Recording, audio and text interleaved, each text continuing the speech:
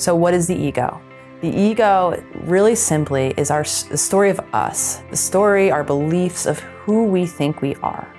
Those of us who have been practicing what I call objective observation of our internal world, of our thoughts, right? Really simple. If we pay attention to our thoughts all day, what we are finding out is that our ego is talking to us all day long. And it tends to tell us the same stories all day long. I want to remind you that the ego believes it is protecting us by keeping us in those familiar stories. If it can anticipate a future that's similar to its past, the ego believes it keeps us safe. However, what begins to happen is we get stuck in these very familiar stories that aren't helpful to us. Those of us who have experienced any version of abuse, the big T, the little t, oftentimes one of our core beliefs about ourselves is a version of I'm not worthy. Now these stories, these ego beliefs, are the lens, in a sense, that we are viewing our entire current experience, which is why for so many of us, we can't change those beliefs. We're stuck in them. We're bringing these past beliefs and we're recycling them into our current experience, and we cannot create change. So what are some of the beliefs, if you pay attention to those thoughts, that you might be seeing or hearing you telling yourself all day long? So the first one, again, is another version of that I'm not worthy or I'm not good enough. Any iteration of that, a lot of our egos like to tell us that type of story.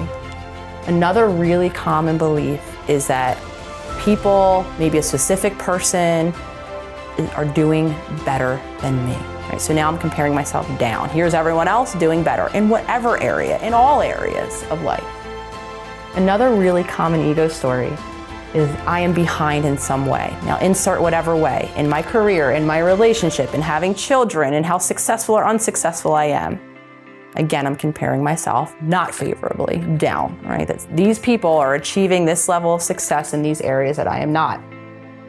Another really common one, oftentimes in our relationships, is a deep belief that no one will love me. Another one is that someone, insert, maybe it's everyone else, is more attractive than myself.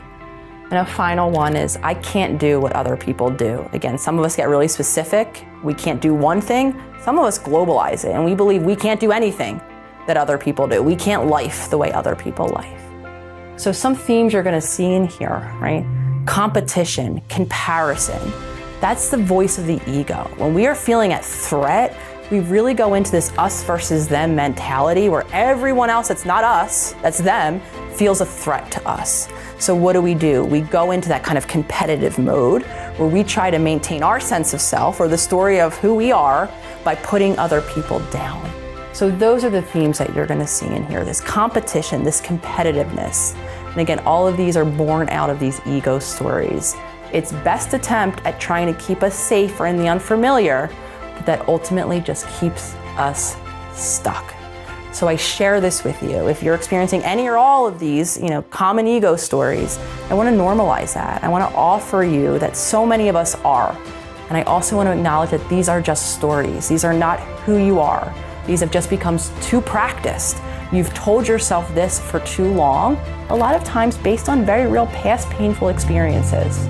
Our first step to creating change is identifying the separateness, that these stories exist and are painful, but they're not who I am. There's more to who I actually am. So I hope you find this video helpful. We are all telling ourselves stories all day long. The first step to creating change is acknowledging that they are just stories.